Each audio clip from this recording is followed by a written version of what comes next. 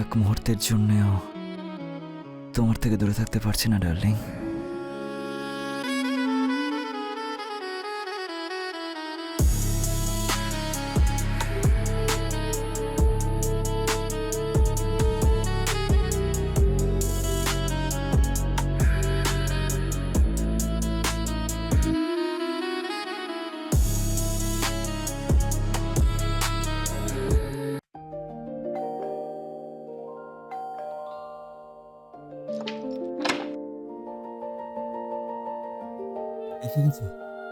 তোমার জন্য কবে থেকে অপেক্ষা করেছিলাম আমি, শেষমেশ তুমি এসে গেছো। ভেতরে এসো তুমি।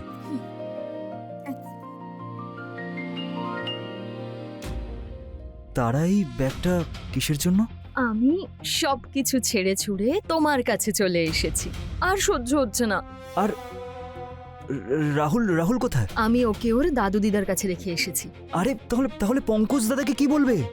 10 বছর হয়ে গেছে, কিন্তু ওনার সাথে কখনো আমার এত ভালো কখনো লাগেনি। যদি তোমার সাথে দেখা না হতো আমার জীবনটা এভাবেই কেটে যেত, কিন্তু এখন আমি ভালোবাসার শক্তি কি সেটা বুঝে গেছি, আর এখন আমি শুধু তোমার সাথে থাকতে চাই। তারা দেখো, আমরা আমরা একটু শান্ত হয়ে বসে কথা বলি। আমি তোমার জন্য জল নিয়ে আসছি, তুমি ভেতরে এসো। ভেতরে এসো, আগে আসো, বসো। আজ শুধু জল নয়, অন্য কিছুও খাবো আমি। ভেতরে চলো না।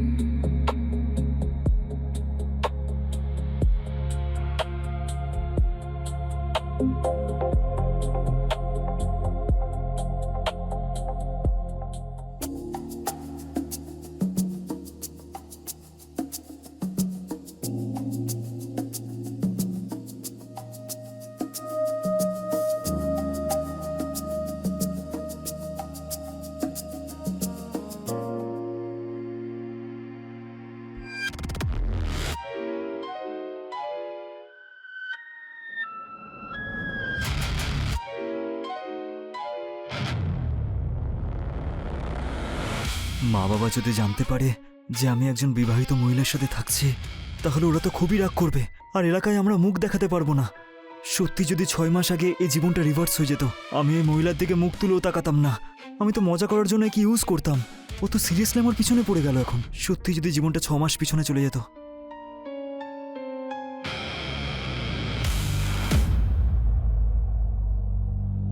আরে নমস্কার পঙ্কজ দাদা, কেমন আছো? আমি তো দারুণ, তুমি কেমন আছো? এই তো কিছু না, তোমার দোকানে একটু পেস্ট নিতে গিয়েছিলাম, তোমাকে দেখতেই পাইনি ওখানে। আরে আমি বাড়ি গিয়েছিলাম কাজে।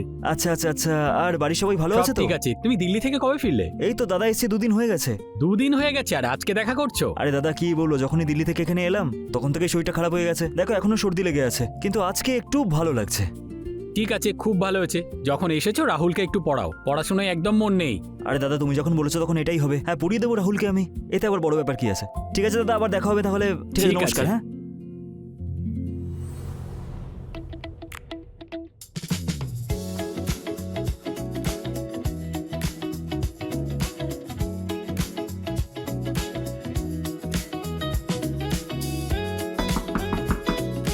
আরে ঠাকুরপো, তুমি? বৌদি নমস্কার, কেমন আছো তুমি? নমস্কার, তুমি কেমন আছো? এই তো আমিও ভালো আছি বৌদি। এসো না ভেতরে। হ্যাঁ হ্যাঁ নিশ্চয়ই। আর কবে ফিরলে দিল্লি থেকে? বৌদি এই তো 2 দিন আগেই এখানে এসেছি। ভাবলাম যে এসে তোমার সাথে একবার দেখা করে যাই। আচ্ছা,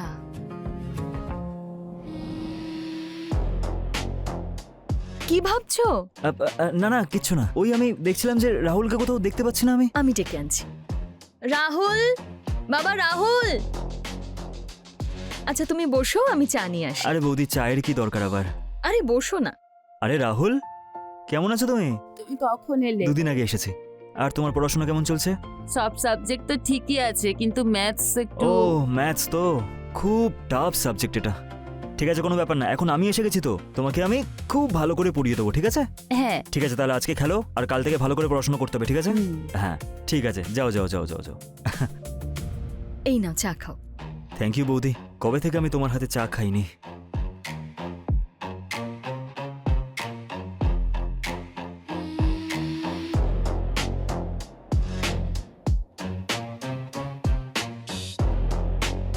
তো ঠাকুরপো, কবে করছো বিয়ের নেমন্তন্ন? ব্যাস বৌদি, খুব তাড়াতাড়ি খাইয়ে দেবো। আসলে কি বলো তো বৌদি, তোমার মতো মেয়ে না আমি আজ অব্দি পাইনি। যেদিন পেয়ে যাব সেদিন খাইয়ে দেবো। হুম। তো দিল্লিতে কি মেয়ের অভাব আছে নাকি? বৌদি অ্যাকচুয়ালি আমার না শহরের মেয়ে পছন্দ হয়। আমার ওই ঘরোয়া মেয়ে পছন্দ, একদম পুরো সাংসারিক মেয়ে, যেমন তুমি। হুম, চলো খুঁজে দেখি আমিও কাউকে একদম আমার মতো। একদম বৌদি, কেউ থাকলে বলবে আমাকে। হ্যাঁ হ্যাঁ। তো তোমার ওই পুরনো নাম্বারটাই আছে নাকি চেঞ্জ হয়েছে? না না বৌদি, আমার একটাই নাম্বার আছে, 777 এর নাম্বারটা। ওকে ঠিক আছে তাহলে। ঠিক আছে বৌদি।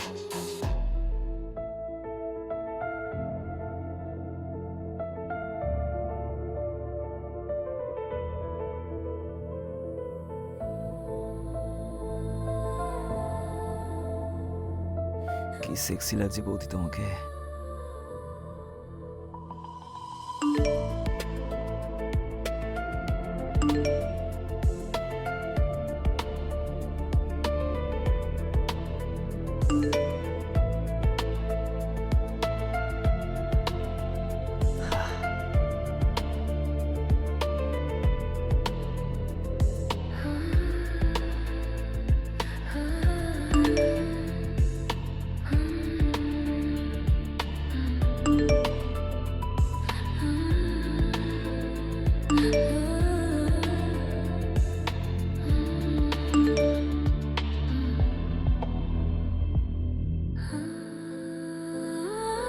উফ, এবার এই গোটা রাতটা কিভাবে কাটবে?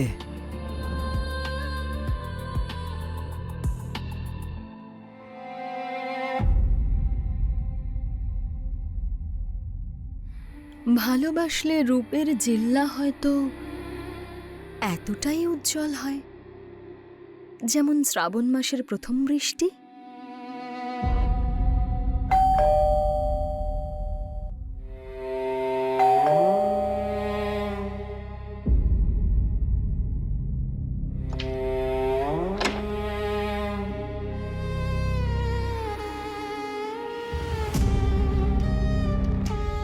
এবার এভাবেই তাকিয়ে থাকবে নাকি ভেতরেও আসবে? হ্যাঁ নিশ্চয়ই, চলো।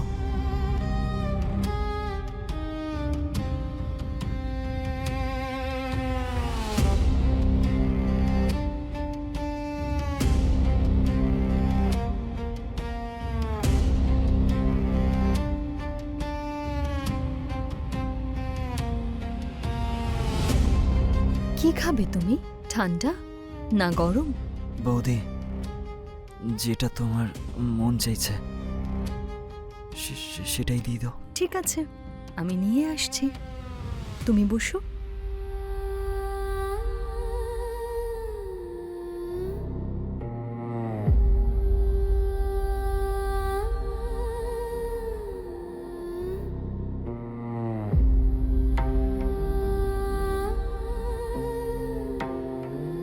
এই নাও।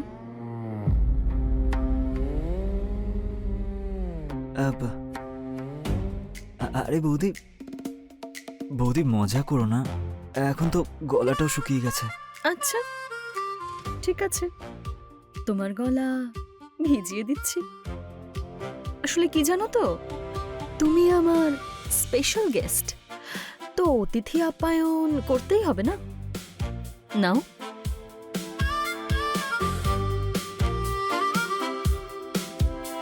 কি জানো তো, তোমায় যেদিন প্রথমবার দেখেছিলাম তখন থেকেই তোমাকে আমার খুব ভালো লেগে গেছে। কিন্তু আমি বিবাহিত, তাই না? তাই কখনো বলতেই পারিনি, কারণ এই সোসাইটি এসবের পারমিশন দেয় না, তাই না?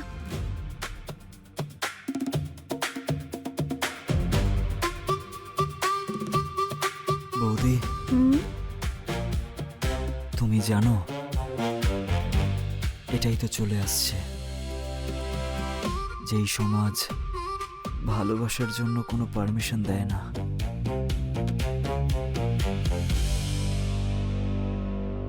কিন্তু তুমি তো জানো, তাই না, যে ভালোবাসা কখন কার কথা শোনে, তাই না বৌদি? और ये खामोशी भी कह रही है कुछ। একদম ঠিক বলেছ।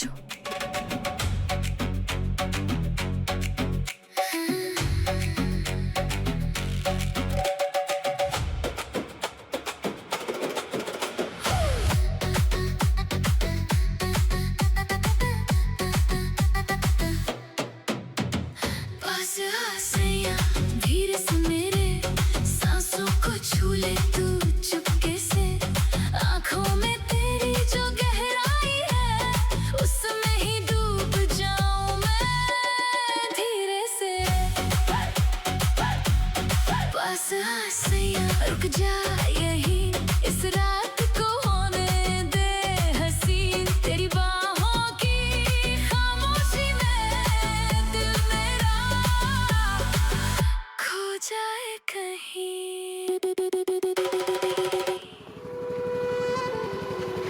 দাঁড়াও দাঁড়াও, আচ্ছা শোনো, হ্যাঁ, আমি এখন পার্লারে যাচ্ছি, আর তুমি একটা কাজ করো, রাহুলকে ঠিক সময় স্কুল থেকে নিয়ে আসবে। ঠিক আছে। ঠিক আছে?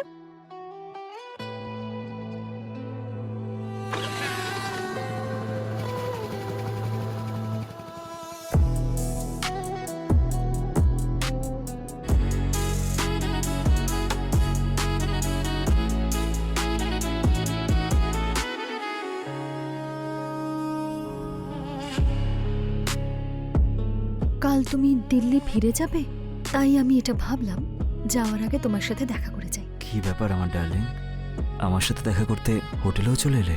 এক মুহূর্তের জন্যও তোমার থেকে দূরে থাকতে পারছি না ডার্লিং।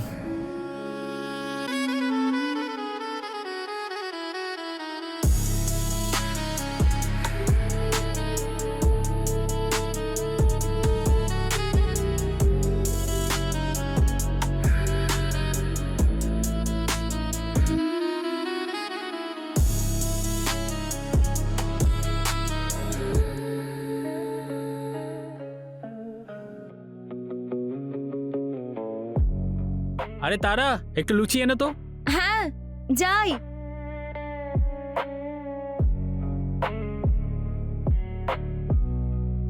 এই নাও। খুব ভালো বানিয়েছো কিন্তু। Thank you. আহ, কি গরম এটা। এখনো শিখে উঠতে পারলে না যে গরম লুচি কি করে খেতে হয়? 10 বছর হয়ে গেছে তোমায় শেখাচ্ছি আমি, ক্লান্ত হয়ে গেছি আমি। আমি এই জন্যই শিখতে চাই না, যখন তুমি আমাকে শেখাও না আমার না খুব ভালো লাগে। আচ্ছা আচ্ছা শোনো না, বলো। আমি ভাবছিলাম যে মাসির বাড়ি থেকে কদিন ঘুরে আসি। আসলে কি জানো তো, আমার ওনার কথা খুব মনে পড়ছিল, আর ওনারও ফোন আসছিল, যেতে বলছিলেন আমায়। দেখো, তুমি যেতে পারো, কিন্তু আমাকে সাথে কিন্তু যেতে বলবে না তুমি। তুমি তো এটা জানোই, বলো। ইএমআইও দিতে হবে, আর দোকানটা খুব একটা ভালো চলছেও না। ঠিক আছে বাবা, আমি তোমাকে আর যেতে বলবো না, আমি কাল নিজেই চলে যাব। তুমি নিজের আর রাহুলের খেয়াল রাখবে, আর হ্যাঁ, রাহুলকে বাইরের জিনিস কিন্তু খাওয়াবে না। তুমি টেনশন নিও না, ভালোভাবে যাও, আমি রাহুলের খেয়াল রাখবো। ঠিক আছে।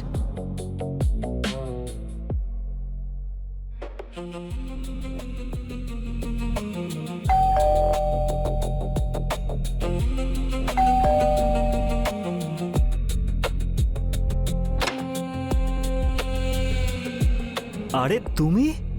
সত্যি দিল্লি কিন্তু বেশি দূর না। আরে আমি তো ভাবতেই পারছি না যে তুমি এখানে আসবে। সত্যি বলছি, তুমি আমাকে পুরো সারপ্রাইজ করে দিলে বৌদি। Thank you so much, thank you so much, thank you so much. আরে এসো এসো, বাইরে দাঁড়িয়ে আছো কেন? আরে এসো এসো এসো, আরে তুমি তো আমাকে পুরো সারপ্রাইজ করে দিলে, খুব ভালো লাগলো। বলছি যে আমার বাড়িটা কেমন লাগলো তোমার? খুব সুন্দর তোমার বাড়িটা। ভালোবাসায় যখন যে দেশে যায় তখন মানুষকে কোথা থেকে কোথায় পৌঁছে দেয়। আর আমি তো গাজিয়াবাদ থেকে দিল্লিতেই এসেছি, বাস 31-32 কিলোমিটার। তার মানে তুমি বাপের বাড়ি থেকে আসছো, তাই তো? Am I right? ঠিক বুঝেছো বুদ্ধু। তুমি জানো, যবে থেকে তুমি আমার জীবনে এসেছো আমার মনে হয় যেন আমি ডাঙায় মাছের মতো ছটফট করছি। আর এখন তোমাকে ছাড়া তো বেঁচে থাকাই অসম্ভব। আচ্ছা, তাহলে আমরা কি আজ এই মাছটাকে মেরে ফেলি? মেরেই ফেলো এই মাছটাকে তাহলে, নির্দয়ভাবে। সত্যি তো?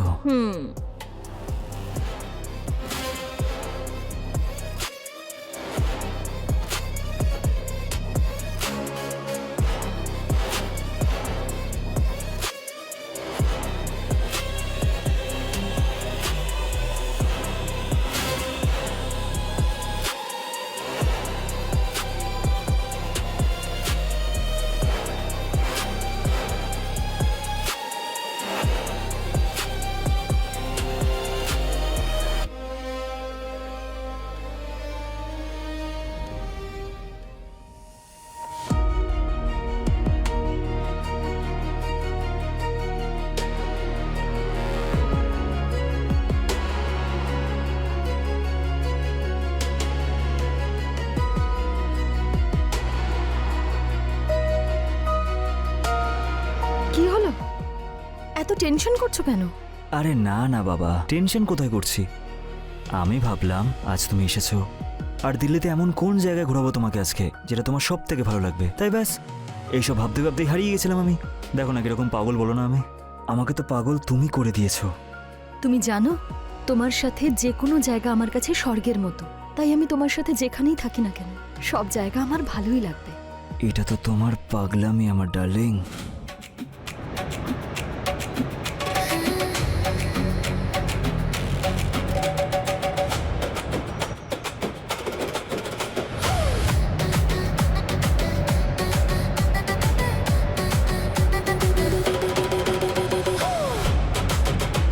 তুমি জানো, তুমি ওই চাঁদটার মতো।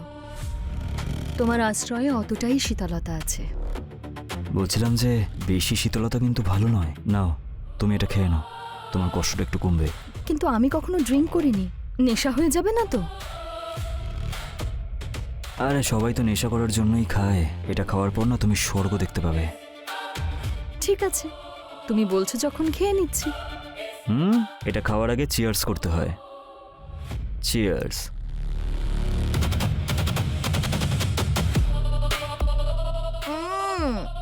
ছি, লোকে কি করে খায় এসব? কি বাজে খেতে।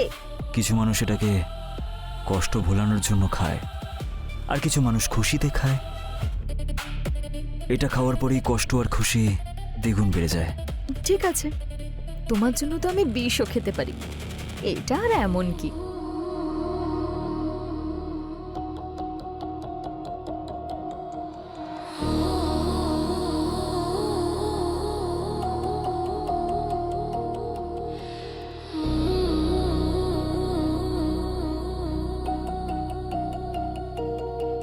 আমার পেগ কোথায়?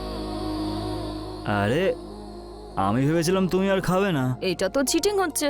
আমি সব সময় তোমার পাশে থাকবো, সেটা ড্রিঙ্ক করার ক্ষেত্রে হোক বা নিজের জীবনে। আমারও চাই তুমি যতটা খাবে আমিও ততটা খাবো। কি দারুণ ব্যাপার। তোমার জন্য বানাচ্ছে একটা পেক।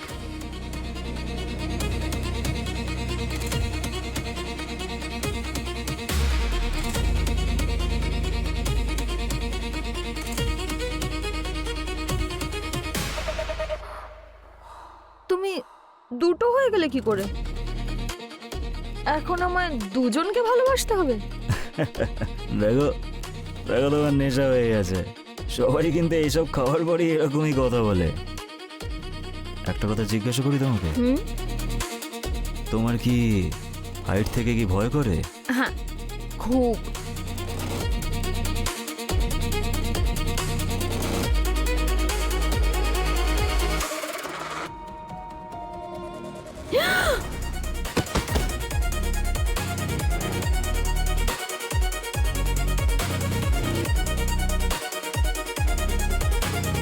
চলে গেলে সোজা আকাশে। জাস্ট তারা।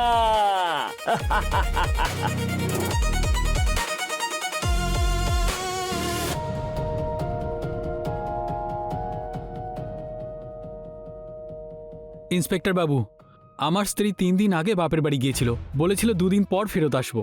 আজ 2 দিন হয়ে গেল, আজ ওর আসার কথা ছিল কিন্তু আসেনি। আমি ওর মোবাইলে ফোন করেছিলাম, ওর মোবাইলও সুইচ অফ।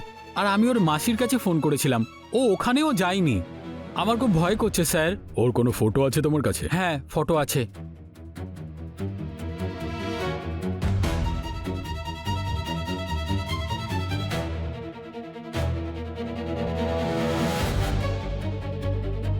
এদিকে এসো।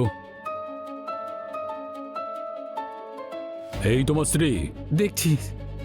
হ্যাঁ স্যার, এই তো আমার স্ত্রী। 2 দিন আগে লাশ আমরা দিল্লির যমুনা নদীতে পেয়েছি। আচ্ছা এটা বলো, তোমার কারোর সাথে কোনো শত্রুতা আছে নাকি? না স্যার, সত্যি দিল্লিতে তো আমার কেউ থাকে না, কিন্তু হ্যাঁ সৌভিক দিল্লিতে থাকে, ওই আমার বাড়িতে যাতায়াত করতো। একটা কাজ করো, ওই কনস্টেবলকে ওর নাম আর অ্যাড্রেসটা দিয়ে দাও, আমি দেখছি কি করা যায়। এখন তুমি যাও, এটা নিয়ে যাও। কনস্টেবল, আমি সৌভিকের সঙ্গে কথা বলেছিলাম, ও বলল যে আমি তারার সঙ্গে দিল্লিতে কোনোদিনও দেখা করিনি। ও ওকে গ্রাম থেকে চেনে, ওর প্রতিবেশী ছিল। That's all. আর ওই ছেলেটার লোকেশন এটাই বলছে, ওরা অনেকবার দেখা করেছে। আর মৃত্যুর একদিন আগেই দুজনের লোকেশন সেমই দেখাচ্ছে, যমুনা নদীর পাশে। ও ওকে কিন্তু ফোন করেছিল, কল রেকর্ড রেকভার করে নিয়েছি। আর এটা থেকে এটাই জানা যাচ্ছে যে ও 2 ঘন্টা কথা বলেছিল।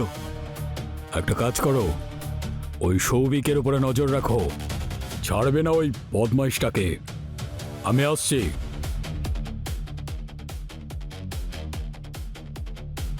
তুমি চিন্তা করো না, তোমার স্ত্রীর খুনিকে আমি একেবারেই ছাড়ব না। চলো।